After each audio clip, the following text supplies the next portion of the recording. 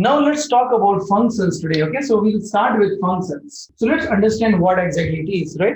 So every programming language allows you to write a function, right? So what is a function? A function is basically a block within where you write all your executable codes, right? Because it's very difficult for us to write the whole code in a single in a single line. So every programming language allows you to break your task to break your code right into small modules, and all these modules are basically called as a functions, right? So functions are nothing but a block wherein you write your executable codes, right? For example, I may have a class called calculate. I may have a class called calculate. This would be used to calculate a lot of stuff.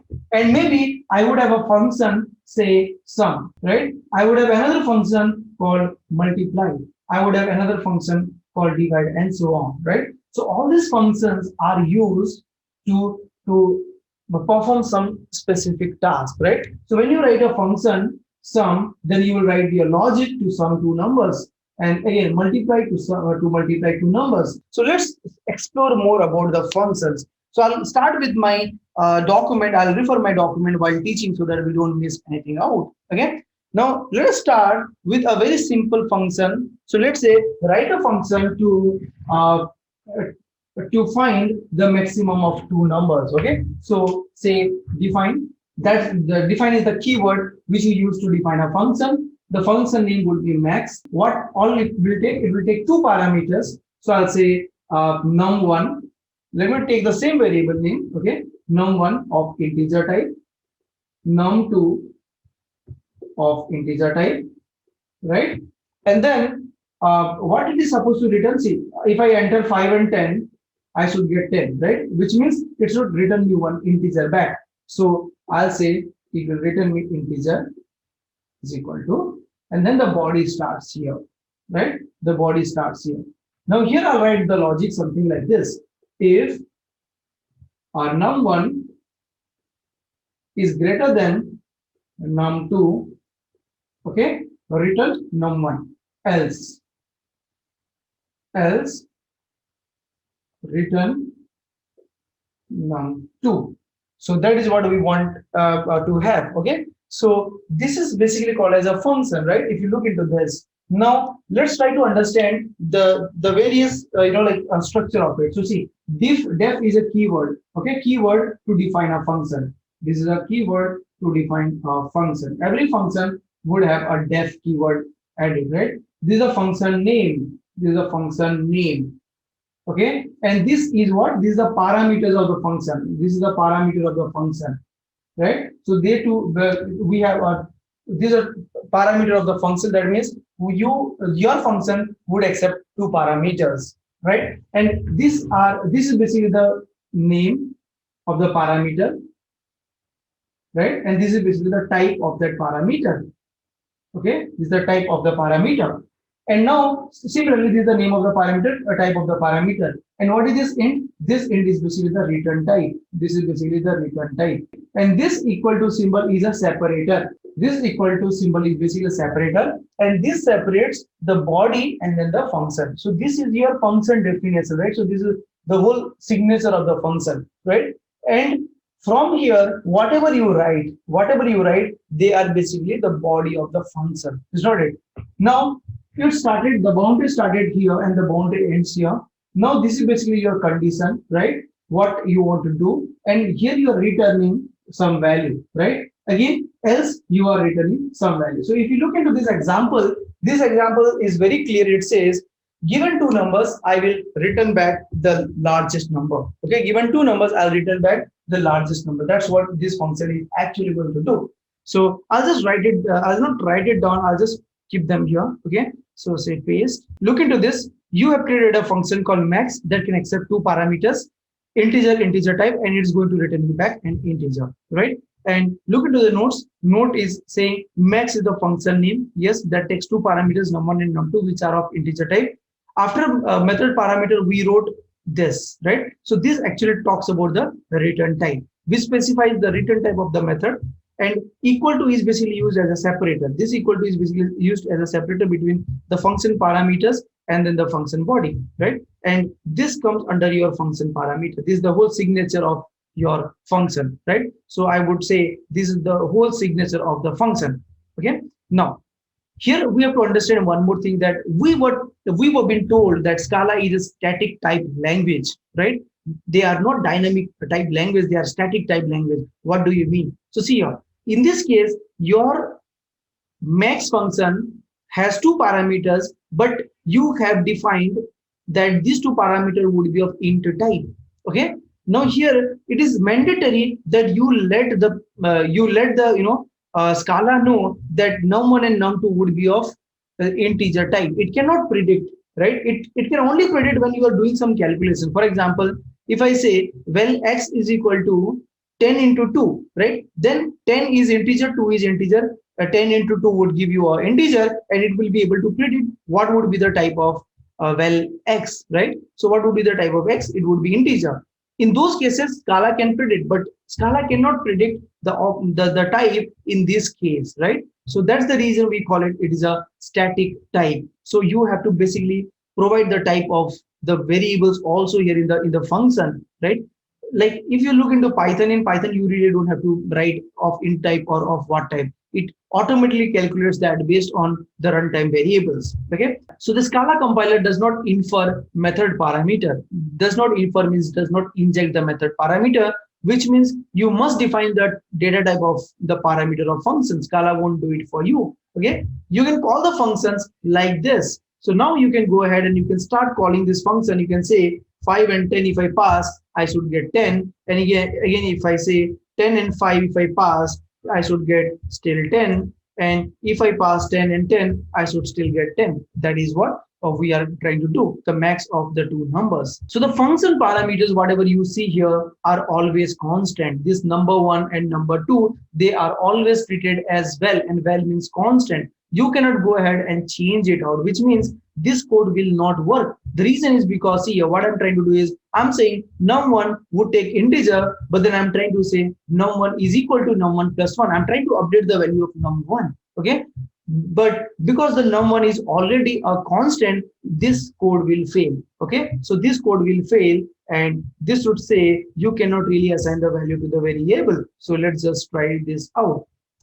Okay, so see here, it failed here. That means every parameter what you pass in Scala functions are always a constant, and that cannot be changed, right? So you're trying to change num1, which is not allowed, and hence you got the error. Okay, now let's talk about few more things. We'll try to dissect it as much as possible. Okay, now is the return keyword necessary here?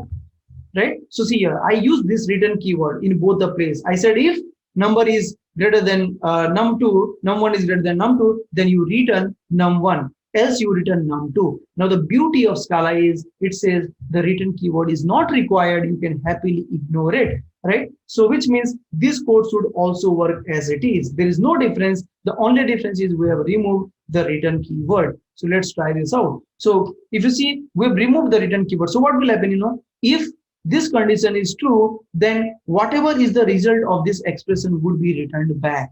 Okay, again, else whatever is the result of this expression or variable would be returned back. So you could have written here little complicated expression, and those expressions would be evaluated and you get back the output, which means the return keyword is really not necessary. Okay, so is the return keyword necessary? No, right? So it is not necessary. So we understood that it is really not necessary. Now, is the return type necessary? Here you have used a return type.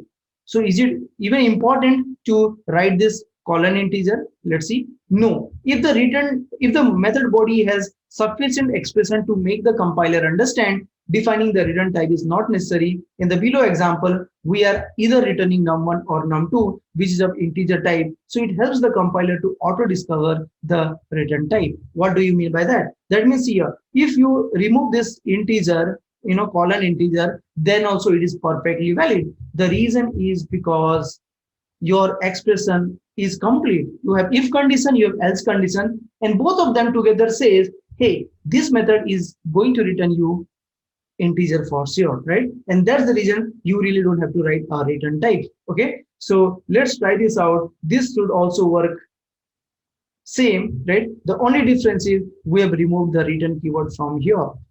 Okay, so let's try this out. So we have removed the return keyword from here, and the return keyword is not at all required. And even if you call max of 5 comma 10, it will give you the output 5 or 10. Okay, next. Now let us try to see if the body does not have a sufficient expression. Okay, so take this example. Take this example.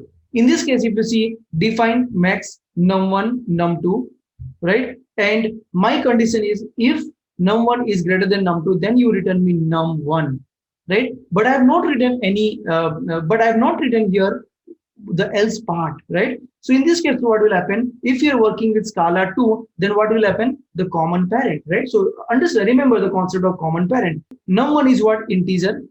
Okay, and else what will come? Unit. Who is the common parent? Anyval, right? Because integer is a child of anyval, as well as your unit is a child of anyval, and hence this is what you're going to see in Scala 2.x. Okay, so in Scala 2.x, the output would be max would be of anyval type. Okay, so let me show you that. I will just log into my Ubuntu wherein I have my Scala installed, right? And let me just copy this code and I'll say paste. Right, so if you see, the return type is anyval. Now if I say max of 5 comma 10, I would basically get anyval. So you get anyval.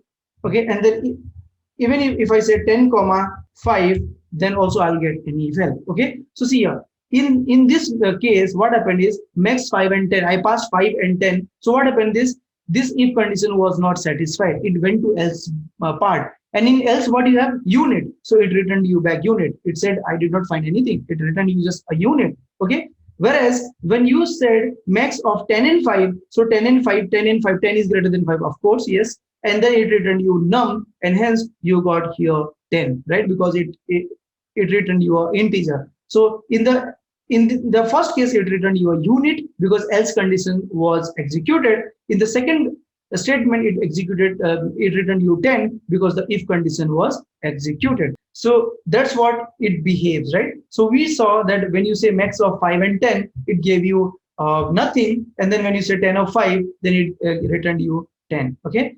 So it is often a good idea to indicate function return type explicitly, even when the compiler does not require it. Such type annotations can make the code easier to read because the reader need not study the function body to figure out the infer result type. If you don't specify the return type of a method, but returns different type of data from the body, Scala will try its level best to assign the correct result type, satisfying all the returning value data type. So let's talk about this. Okay, so this we understood. Now I'll just change my like a code little bit. Now let's say I want to do this, right? So I'm saying define max num1 and num2, and if the num1 is greater than num2, then you return me number 1, which is integer. Else you return me hello, which is basically a string, right? So again, you have to follow the concept of common parent. So integer is any val, right? And hello is any ref. Who is the common parent of both of them? Any, and hence any would be written in this particular case. Okay, so let's go back here. No, not here. We'll go back to Scala 2. So if you see, it is returning you any, and if you just say 5 comma 10, it will return you hello of any type. If you say 10 comma 5, it will return you any of 10. So integer is a child of any val, string is the child of any ref, and both are the child of any. Any is the common parent. So that's what we know in Scala 2. Okay, now welcome to the world of Scala 3. Okay, so in Scala 3, the things would be a little different. Okay, now let's understand this. In this case, what do you expect as the return type? Let's see. So see here, I'm saying define max number 1 and number 2, and I have just written a if condition. I have not written the else condition, which means else would return you unit. Okay, and as we have already understood, if the method does not have else condition, then it is going to return you unit, of course, but then it does not follow the concept of who is the common parent of if and else. It just says, okay, I would define my max to return you just unit. Okay, so in this case, what will happen is your method would just return you unit. It is not going to return you the common parent of this.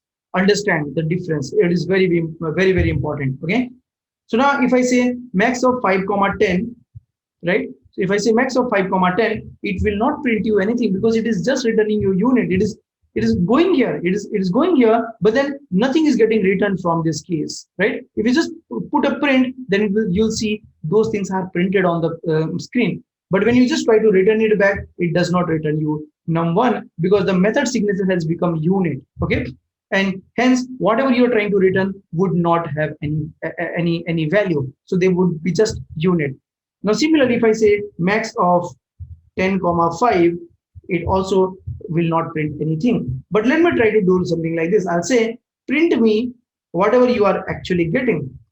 Okay, print me whatever you are actually getting, and you see they print an empty parenthesis, which is basically the representation of unit type. Let's try to do the same thing with this case. Okay, now let's see what exactly it does. This is the same example which we have recently executed in Scala 2.x. In Scala 2.x, what we got is you have an integer here, which is basically any val, right?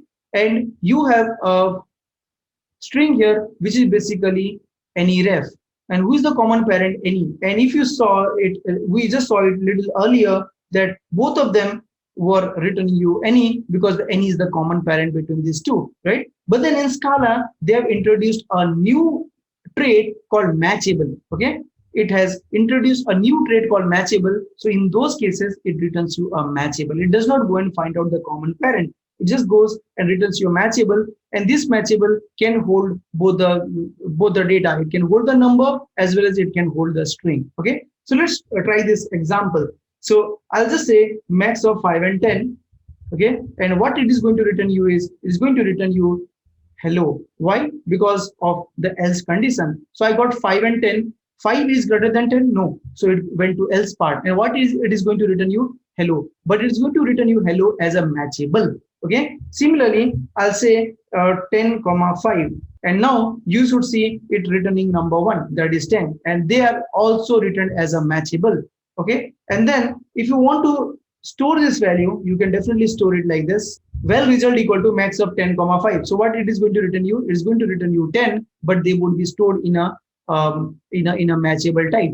And now you can try to typecast it to integer, right? So I tried to see if 2XXX method is available or not, but I did not find anything. So I was forced to use as instance of integer to convert this into an integer type, and that's how it basically works. So you have to understand these little differences in Scala 2 and 3, because whenever in future you start working on Scala 3, then some of the code would not work as you were expecting. And all these changes, you have to really go ahead and implement them. Matchable trait is newly introduced in Scala 3 that can be used in pattern matching. So matchable parents is any. So you have at the top, you have any, right? And all we have understood earlier was any has a child like any ref and any val, right? So this matchable will also stay on the same zone. Okay. Now I can say any has got one more child called matchable. Okay. And both any val and any type are subtype of matchable, which means you can definitely convert any val or any ref to a matchable type. Okay. So that's what it means. And I've also given a link. So you can just search matchable in Google and you would be redirected to this link. So you can get some information here, right? They've given a lot of stuff here. So you can look into what are the new features that has come, open classes, OPEC and all, export and all. We'll talk about that as we move on with the program. So you cannot use toInt here because it does not have toInt method, right? Because see, matchable is a common, like a trait, right? And how will it know what kind of 2x should be given? And that's the reason they might not have given 2XXX method. If 2XXX method is not available, then you cannot really use them. Now let's move on. The next question is, do we need to specify return type in the function body if the body has a return keyword? So let's understand this. Okay, see this example. What I'm trying to do is I'm trying to say I will define a method. I'll define a method. I will use a return keyword, but I'll not use here the return type. Is it allowed? Okay, this is not allowed. Okay, looks interesting, right? But this is not allowed. Scala says if you are going to write return, you must also give me the type. Okay, you must also tell me that it would be of integer type if you are writing return keyword anytime, right? But then if you don't write this return keyword, I'm okay if you don't give me this. I'm okay if you don't give me this, right? So that's what is the beauty of Scala, right? So many way to write the same stuff. Okay, so define square num of int is equal to return keyword. So what the problem with this code? You have a return keyword, but you have not defined the return type here, and that is where the code will fail. So look into this. This code would work because you have a return keyword as well as you have written colon of int type. So this means you are explicitly telling I'm going to return num into num, right? But then you also are telling that the return type of the function should be of integer type. This is absolutely fine. And this is also fine.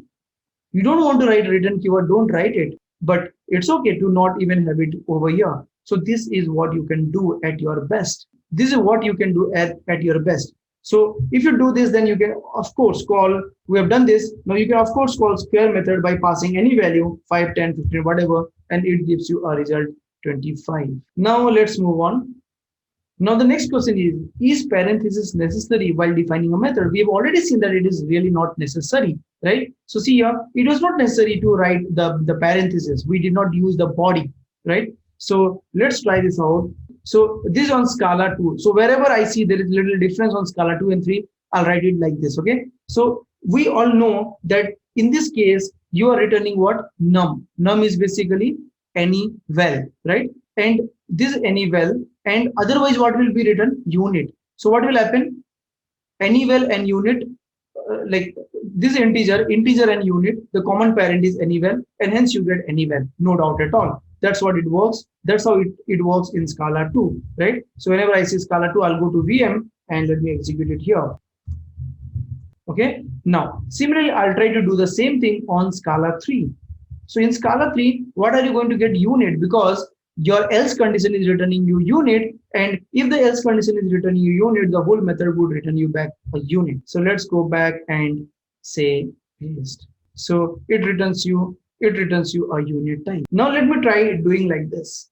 If you look into this case has both if and as well as the else condition, right?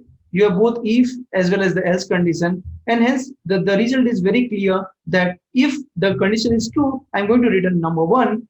Otherwise, I'm going to return number 2. So at any cost, number 1 and number 2 both are of integer type, and hence the return type would be integer type. Write a function that takes no input and produces no output and just prints hello Scala, right? You are given a requirement to write a method or function which does not take any parameter and which will not even return you a value, but it just prints hello world. So it's very simple. You can write it like this. So you can just write it like this. You can say def greet bracket is equal to println hello Scala, and you have created a method called greet. Now you call greet and it will return you hello Scala. Just say greet like this. Okay, you'll say greet and it will call hello Scala. Okay, now let's look into this. Calling a function with one parameter. So see, if you have a method that takes only one parameter, then this is optional. So see here, println, we all know println. Basically println, you write it like this, right? You say println, let me println, okay, and then we write here hello, right? And it prints hello, right? But then see, this is actually optional. Okay, this is actually optional, and you could have done print hello only, provided this print is a method, is a direct method. So here it is not working. The reason is because println is a method within a class. So you should basically do like this. Okay, you should basically do like this if you want to really call it. Okay, because see, println is a method, but that method is present within a class. So you should always say class dot method name, and then you would basically call it like this, is not it? You would basically call it like this. You would basically call it like this, console.println. So when you say println, it is actually calling console.println, right? So like it is just saving the developer's time not to write console.println and just use an alias called println, right? So if a function if a method is present within a class, and if the method takes only one parameter, then you can definitely go ahead and call it like this. You cannot really call it like this because you have to specify the class name as well. That's what I wanted to convey in these two examples. Okay. Now similarly, we have created a square method here, right? If we have created a square method here, which takes only one parameter, but then you cannot call this square method like this because it is not available inside a class. If it would have been available inside a class, then you would have written class name space square space 5, and that would have really worked. Okay, so you cannot do it like this. You have to take the support of class name as well. So now let's talk about imperative style and functional style. Okay, so imperative. So over the period of time, we have to slowly understand the functional programming, and we must use the functional programming as much as we can. Okay, so I'll just go ahead with some example. I'll refer my notes so that we are sticking to the same example. So let's say the example is very simple. I have a list. I want to display all the elements present in this list. And what is a list? List is a data structure. Okay. So we will talk about that in the collections framework when we talk about that in great details. But right now, just to understand this concept, let's make it short. Okay. So let's say I have defined a list. I'll say well num list. Let me put the same thing what we had 1 to 5. Yeah. List of 1, 2, 3, 4, 5. So you can assume this as an array, but it is not an array. Okay, so this is a collection. So I have well num list equal to list 1, 2, 3, 4, 5. Now let's say I want to print all these elements. So what you'll do, you'll basically use a loop, right? You'll basically use a loop, and that loop would go from here to here, right? So that's what I'm going to do now. So I'll write it like this. I'll say while, I'll say num, yeah. So let me do it this way. I'll say where count is equal to 0. I have taken a variable called count whose value would be 0 because I will be iterating through this. Okay, and I'll say while count is less than or equal to, right, num list dot length, right, num list dot length. So it is 0, this is 5, right, and I'm saying as long as this is lesser, right, as long as I think dot length, so you should say less than. Okay, so less than num list dot length. Now what you'll do, inside this you'll go, right, and then you may say println. What is the value? What is the list name? Num list. So I'll say give me the num list of this particular count, right, and then you can say count plus count is equal to count plus 1, right? So that's how basically you can write a simple loop to iterate through this element and print all of them together. So this code will print 1, 2, 3, 4, 5, and this is basically the traditional approach which you basically do it in your Java case as well, right? So this is called as an imperative style, right? Wherein you are writing everything just like a loop, right? This is called as an imperative style. Let's go to the board, let's go to the screen, and we'll try to execute this. So now we are in our screen, right? So let's look into this example. I've taken the same example. So we have created a list and we have a variable count, and then we are trying to print all these elements and then increment the count every time. And then I'm just trying to access that element from the list. So I'll go back here and say paste. So see, I used a loop, right? And that loop is iterating from 0 till that length. And then I'm just getting access to the element. And I got 1, 2, 3, 4, 5 printed. Well and good. Now, suppose if I have a requirement, I want to find out the sum of all the elements in this particular list. So what you should do, you should also introduce one more variable called sum that will hold 0 initially, and you keep adding the value, right? Look into this example now. I'm saying, well, num list equal to 1, 2, 3, 4, 5, the same number, where count equal to 0 and sum equal to 0. So both of them have 0 value, right? Now you're saying while count is less than num list dot length, println. So I'm just printing something, right? And more importantly, what I'm doing is I'm saying sum plus equal to num list of count. So what is the value? What is this sum? Sum is basically a variable. And why it is variable? Because I'm going to change the value. I'm going to update the value every time. And that's the reason we have written sum plus equal to, right? Num list of count. So Num list is basically a list that is holding 1, 2, 3, 4, 5. Count is 0. So initially the value of count would be 0. 0 is less than 5. True, goes inside, right? And then it prints something. This is what it prints. And then I'm saying num list of count. Count is 0. Num list of 0 is 1, right? So this 1 would be assigned to sum, would be added to a sum. Next time, again, the count value would be 1 and it will point to this second number. So num list of 1 would be 2, and then sum plus equal to 1 plus 2, right? Again, sum is equal to 1 plus 2 plus 3. Again, sum equal to 1 plus 2 plus 3 plus 4, and sum equal to 1 plus 2 plus 3 plus 4 plus 5. That's how basically this would count the total the sum of all the element in the list, right? So let's try this out, right? So this is basically the output of this loop. This println. Okay, and this is the final output. This is the final output 15. Okay, now what we will do is, this is how you will basically write a code in a imperative style. Okay, it is not a functional approach, it is not a sort approach. But then when you are using Scala, this is really not a great idea to work with. Okay, so you should basically try some better approach to solve the same problem. Let us try to do that. Okay, now using the functional style, what you can do is you can just say, you can just create the variable. Let's create the list. I created the list.